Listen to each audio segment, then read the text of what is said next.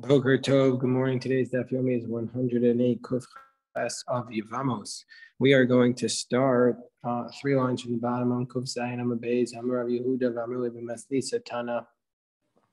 So it's either attributed to Rav Yehuda or it's a brisa. Barishona Hayu Kosvin get miyun. At first, they would write. When they would write a bill that a document that this marriage had ended with miyun, they would write a document, and they would write lo ra'ina be, lo tzavina be, voice ana by nas be. She would say, I don't want him, I don't want anything to do with him, and I don't want to be married to him. Kivin dechazu dinafesh dibura, but then they saw actually it's too many words. It was too much, too many words. Amri, what's the problem? They'll say. The problem is, top of 108a, asila chufe begita. They'll say, oh, people are going to think this is actually a get. People are going to think that Rashi says a foolish scribe is going to think that you have to write them a get. And so therefore, and the foolish scribe is going to write that. And so then they're going to view her as a divorced woman rather than as a woman who annulled or rejected a marriage. And so that's a problem. So therefore, they instituted as takino hachi. They instituted as follows: Biyom poni miana ponis bas poni ba'an pana.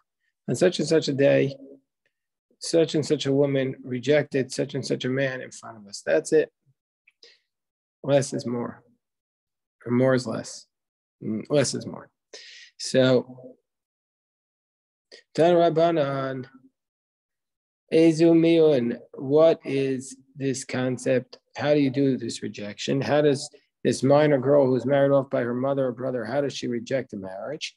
Amra, she says, I don't want to marry this man. I don't want to be betrothed to him, the one that my mother betrothed to me and my brother. Or yes, okay, Amar Rav Yehuda, and even if she's on her bridal chair, and she's going from her father's home to her husband's home, and she says, she says, I don't want to be married to this and this person, meaning say even if she's doing like an act of marriage and she says, actually, I don't want to be married to this person, that's actually called miyun. Yes, okay. More than that, Amar Rav Yehuda, afilu hayu orchen mesubin bebeis bala, even if she has guests in her husband's home. Viomedes, and she's standing like the homemaker, and she's giving them drinks. And she like mutters, I don't want to be married to my husband. And she's rejecting him. Yes, okay, Rabbi Yossi bar Yehuda. More than that, I feel shigra bawa. Let's say her husband sent her to the shop. He says, can you get my dry cleaning? To bring one of his objects. And she said, and she says to the shopkeeper, while she's doing what her husband asked her to do, so she's doing what he wants, but she's demonstrating she doesn't want any part of it. She says, she's showing by her actions that she wants to do it, but then she says to the shopkeeper, I don't want to be married to him. That actually is miyun. That's a sign of rejection of the marriage.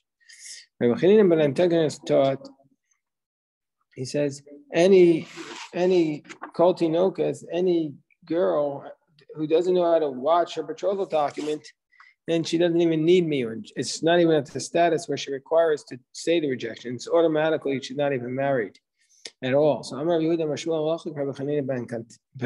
and the law is like him. Tana Ketana Shalomiyana. Let's say there was a minor girl. So the Brisa says, let's say there was a minor girl who did not do the rejection. She didn't do a formal rejection, but what did she do instead? She stood up and she got married to somebody else. So in the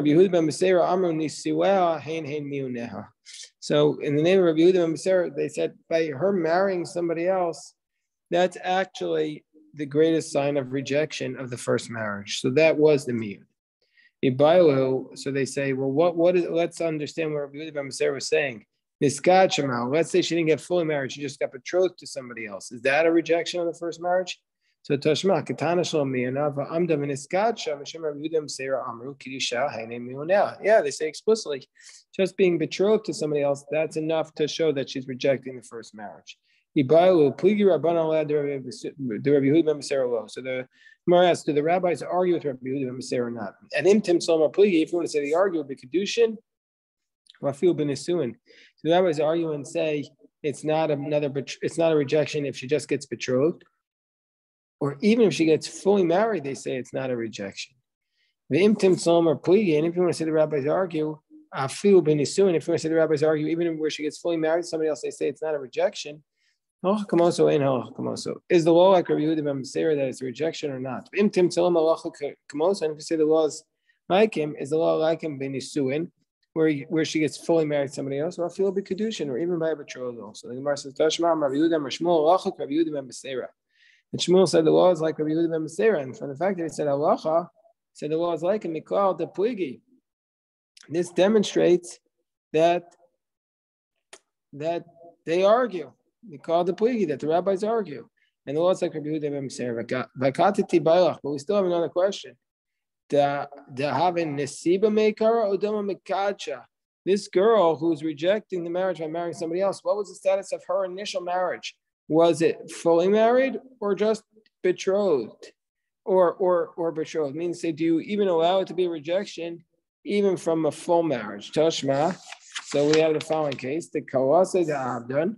Abdan, we had him a couple of days ago, and his daughter-in-law Imru, they were rebelling. They didn't want to be with their husbands, and they were minors.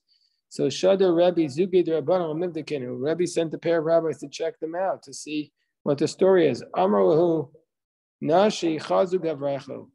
So they said to them, look, women, these men are coming. So they said to them, look, these men are coming. So basically, they thought these men, these women said to them, look, these men are coming. And they thought that these men who Rabbi sent were their husbands. But they weren't really their husbands. They were the rabbis, but they thought they were their husbands. So they said to them, you can have these guys. We don't want them. Rabbi said that's the rejection. So malav davanesiba. So isn't this coming from a state where they were fully married and still that's considered a rejection? No, Gemara says it's not a proof. They were just betrothed initially, and that's why this was able to be a rejection. But we say no. Actually, the law is like Rabbi Yehuda ben Sarah that if she marries somebody else, it's considered a rejection of the first marriage. Even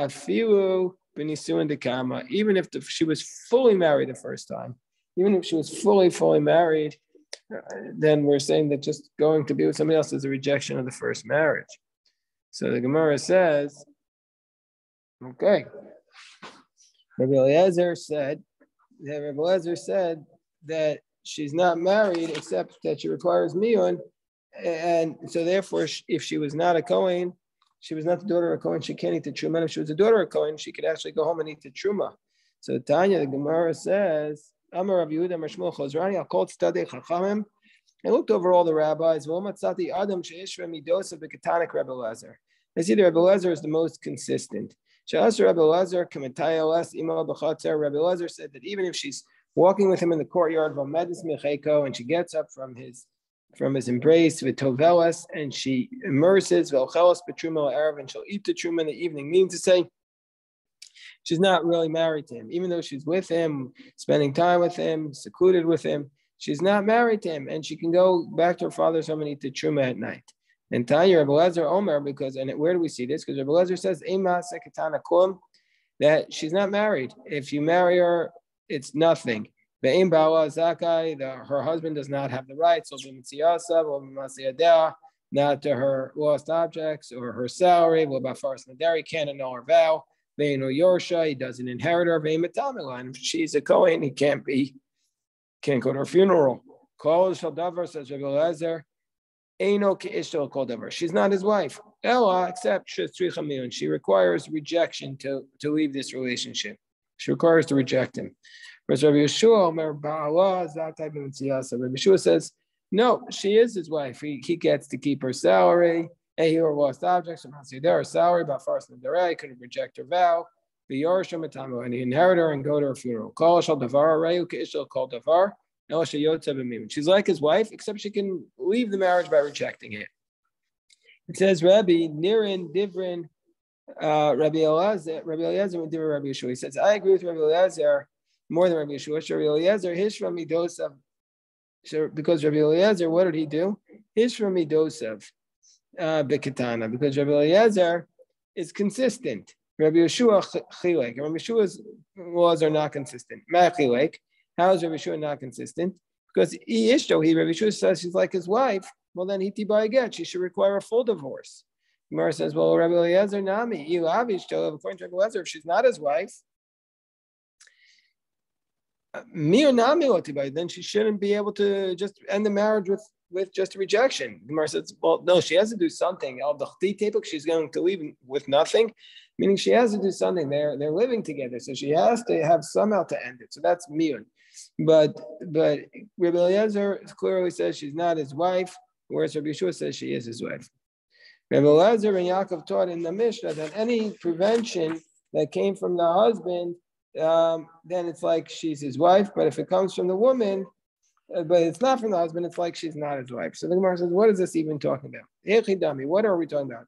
Akuva she'imena ish, ve'akva she'ena menish. What is something that was from the man? A prevention from the man. What's a prevention that's not from the man? So Amar Yehuda Amar Shmuel Tavua Linasei. Let's say they try to marry her to somebody else. Well, Amra, she said, I can't do it. Machmas Poni Bawi. She says, I can't marry this other person. Zui Kva Shehimanesh. That's a prevention from a man. Rashi explains that since she is not rejecting him, she's revealed that she wants to be with him. And so therefore, she's his wife, and she can't be with his relatives, and she's disqualified, and her get will disqualify her from being with the Kohen. So that's. But if she says, "Machmas b'nei Adam she'ena mehugan," but she says, "No, I can't be with that guy. I don't like him." Zui akova she'ena menesh. Now that's something that's not coming from the man, and so therefore it's not an indication she's married to the other guy. Abaye bar Avin, Rav Chanina bar Avin, Damri Shavla, Nasal get Zui Akuva Sheimanesh. No, he says, no, what is it? If they gives her a divorce, that's a prevention from a man. And so therefore, with this divorce, she's going to be disqualified from marrying a Kohen. But let's say, hold on. So he says, and therefore he can't marry her relatives. And she can't marry his relatives. And she's rejected from the Kohen. But if she rejects him, then it's the way that it's not from the man because it's her rejection. She's allowed to marry his relatives. She can marry his relatives. He can marry her relatives. She can marry his relatives. And she's not disqualified from the Kohen. So Gemara says, but according to the second approach, of Abaye bar Avin or Rav Chanina bar Avin, why do they have to say this?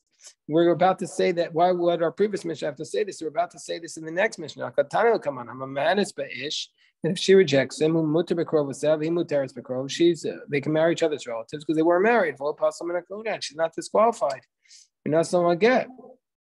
And if he gives her a get, he can't marry her relatives, and she's prohibited to his relatives. Gemara says. Perushe coming first. So the Gemara says, actually, what you could say is that.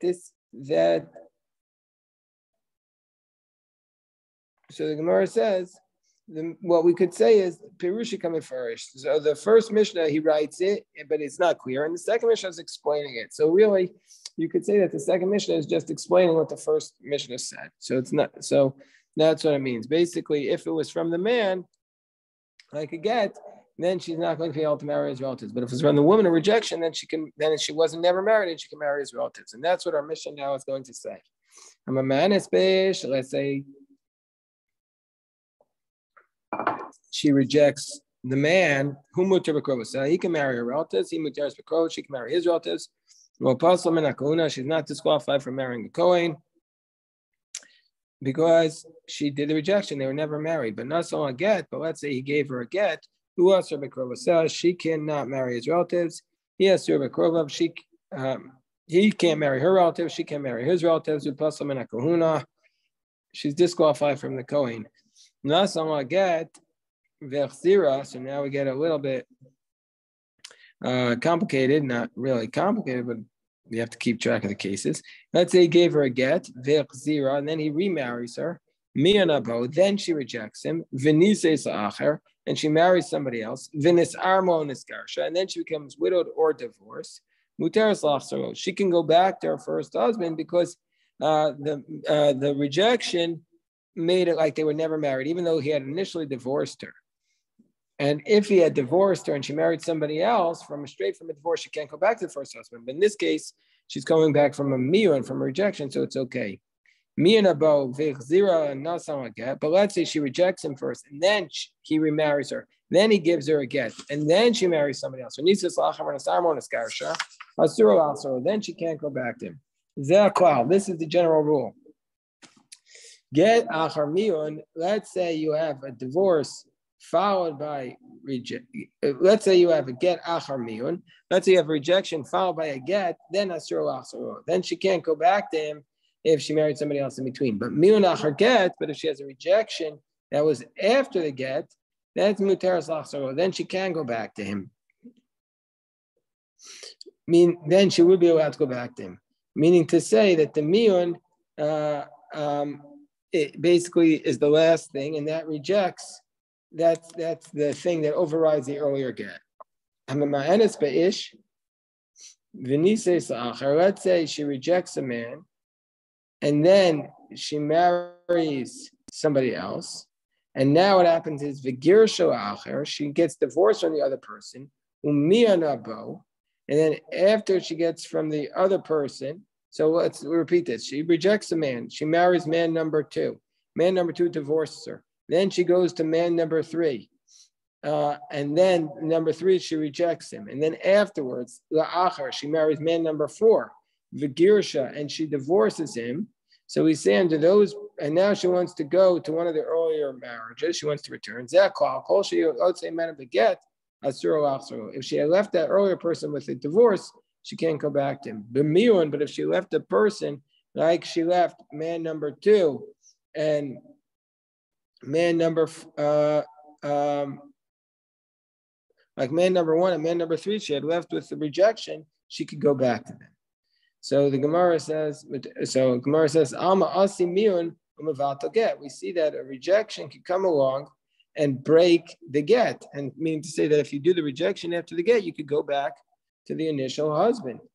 Veramini, but we have a contradiction because it says from the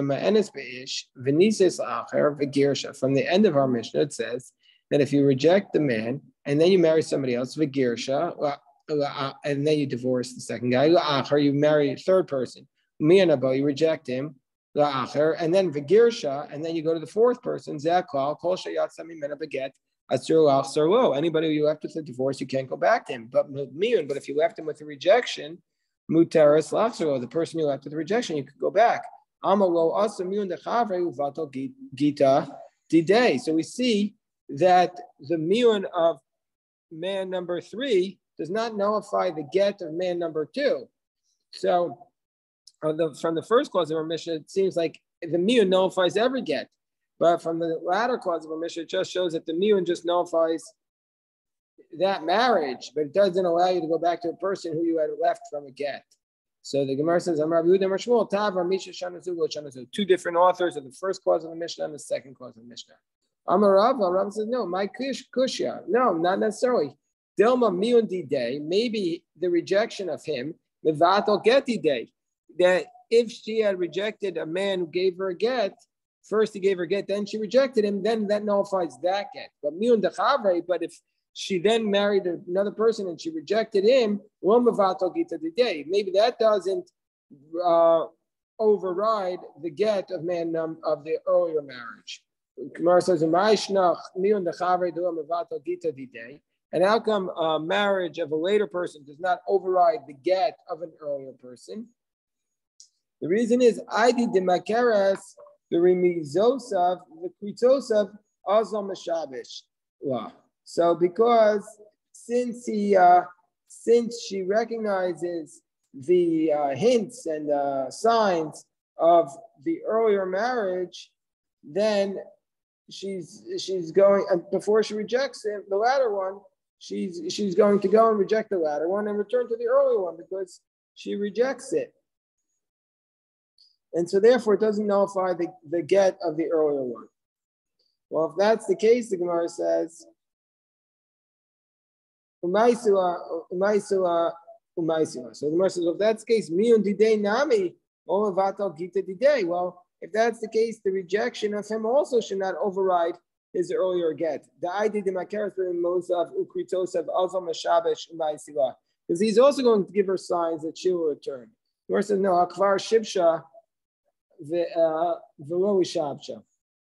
No, because he already brought her back after the divorce one time, and then she rejected him a second time. And so therefore, we don't have to be concerned that he's going to bring her back again, and that's why we're doing this. And so therefore, anybody who leaves the marriage by a rejection, we don't have to be concerned that he can convince her back, because presumably that's why she left him in the first place. And otherwise, she wouldn't have rejected. But if she married somebody else from a divorce, and then he wants to appease her, maybe she didn't leave him, so maybe he's regretting it, and she's saying, I love you, and so therefore we have to be concerned in that circumstance. So if it is a contradiction, or if it's a difficulty from the first part of the Mishnah to the second part, it's the following. Dechavre kasha. It's a problem of the status of one friend unto another friend. Because what does the Mishnah say? Mirnabo v'ifzira. Let's say she rejected him, and then he brought her back. Nasa get, and then he gave her get. V'nasa sla'achar, and then she marries man number 2. Minis armla o niskarsha, and she became widowed or divorced. Asura lachsaro, she can't go back to the earlier husband. What's the reasoning there? Taima dinis armla o niskarsha. The reason she can't go back is she became widowed or divorced. Amiyana, but if she rejected the later marriage, muteras lachsaro, it would imply that she can go back. So we see that the rejection of a later marriage nullifies the get of the earlier marriage, and she can go back to him. But that contradicts Veramini, but that contradicts the latter part of the Mishnah, because it says, or let's say she rejects a man and she marries somebody else, the Girisha, and she divorces this other person, and then she marries somebody else, and then she rejects him. And this was the latter case of the Mishnah, where we see from here explicitly that the miyun of a later marriage does not nullify the get of an earlier marriage, and that contradicts the first part of the Mishnah. So what do we do with that? About that? So Amar Rabbi Elazar, Tabar Misha Shanazu, Lo Shanazu. So Rabbi Elazar says, yeah, two separate authors of the beginning part of the Mishnah and the later part of the Mishnah. So Ula says no. Kigon Shilsha Begitin. Ula says no. What we're talking about here is, in this case, there were 3 separate times she was divorced. Rashi says she got 3 separate divorces, and it looks like she's an adult, and so therefore she can't go back to any of them, because we're not going to allow the rejection to nullify it. But before she got divorced 3 times, then we're going to say the miyun of her friend comes along and nullifies the get of an earlier person. And if she wants to go back to him, she can go back to him. Meaning to say at a certain point, it looks like she's an adult already, and then you're not going to let her go back. Mantana. So who is the author of our Mishnah? Because we said Mishanazu, Lo Shanazu, that they were 2 separate opinions in the Mishnah. So who is the author of our Mishnah? Who are the authors of our Mishnahs here who are arguing? Because one Tana is of the position that the miyun of the second husband nullifies the divorce of the first husband, and she can even go back to the first husband. And the second Tana is of the position that the miyun of the second husband does not nullify the divorce of the first husband. So who are the Tanaim who are arguing here? So the Gemara says, I'll tell you, it was a story. Amar Rav Yehuda, Amarav What do we do with the verse of Mecha? Our water we drank bekesef shasina. We drank with money. Eitzeinu b'machir yavau. And our wood we had to buy. Meaning to say that when they were in exile, they had to pay for their own water and they had to pay for their own wood. Who is the author of our Mishnah? And Rashi says that we had to pay for our own Torah. We had to pay just to get what was ours already. So that we'll see from the story that they had to pay to even get what they owned. So the author of our story So the Gemara tells us a story, a sad story, but it's also a powerful story. The story is as follows. It was a time of danger, and they wanted to know this halacha. If a woman gets married to the first husband, she gets a get. Then she goes to a second husband, and she does miyun. Can she even return back to the first husband? Does the miyun nullify the get of the first husband? So the Gemara says, they went to know this halacha. She can go back to the first guy or not. So they hired a guy for 400 zuz. 400 zuz is an enormous amount because we say a woman's ksuba is 200 zuz, and that's enough to support her for 1 year. So this is a 2 years support, basically. You can enough to support a person for 2 years. Mishal was Rabbi Akiva Beis Asurin, and they got the question to Rabbi Akiva was in prison. So they went, that's why they had to pay for their own Torah here. They had to pay just to get an answer from Rabbi Akiva. Also, Rabbi Akiva says, no, she can't go back. And then they asked Rabbi Yehuda ben Beseira, but it's even. And then they went and they asked Rabbi Yehuda ben Beseira, and it's even. Va'asar, he also said it's no good. Amar Rabbi Shmuel bar Rabbi Yossi was zuo etzrachnu. He said you didn't even need to go and to this degree. Isser kares for the prohibition of a married woman, meaning to say that you're allowed, meaning to say that she's allowed to leave the marriage without a get by doing the rejection. So that if that's allowed, Easter Lavo came for the prohibition of going mafser gushaso. So for going back to a first husband, which is just a regular prohibition, for sure it should be allowed. So therefore, it proves that the initial divorce was nothing, and that's why that she can reject the marriage. Then for sure she can go back to the initial husband, and that she wasn't really married in the first place. So it says the Gemara, Baram kach shalo, but this is what they actually asked. What you thought they asked was not what they asked. This is what they actually asked. Let's say the wife of his mother's brother, sheishnialo. So that she was a second. So what are we talking about?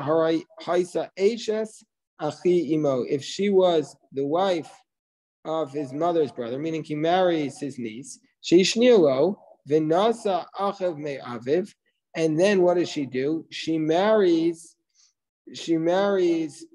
her paternal uncle, Umeis, Ma'ushetimayin, Hashta v'teakrenu nisuin kamai v'tisyabim. So do we allow her to do the mir now and uproot the first marriage and then have her co-wife do yibum? Do we say yesh miyun la'achar misa b'makom mitzvah? Hello. Do we allow this miyun after the death in the case of a mitzvah or not? So basically, again, what's the case here? That this minor girl was the wife of her mother's brother, and then her husband died, and now he can't marry her because she's related to him. And so now, and then she goes ahead and she marries her father's brother, and then he dies, and now his wife is prohibited him because she's a shnia from the earlier marriage, and she falls to yibum. Is she going to be allowed to do miyun now and uproot the earlier marriage and do yibum with the co-wife? So we say yesh miyun la'achar mitzvah b'makom mitzvah lo? So sachar shnei b'nei adam, they hired these two people. Sachar shnei b'nei adam, they hired these two people this time. Ba'arba me'otzes for 400 zuz. Bo v'shalos Rabbi Akiva Beis Asurin. They asked Rabbi Akiva in the prison. The Asr, Rabbi Kiva says it's no good.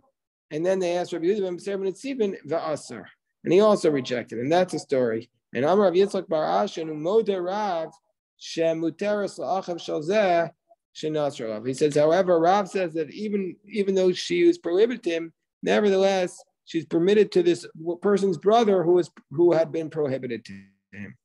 Amar says, well, that's obvious. Pshita, of course she's permitted to him. The whole prohibition to return to his brother is because that maybe he's going to convince her to reject the other person.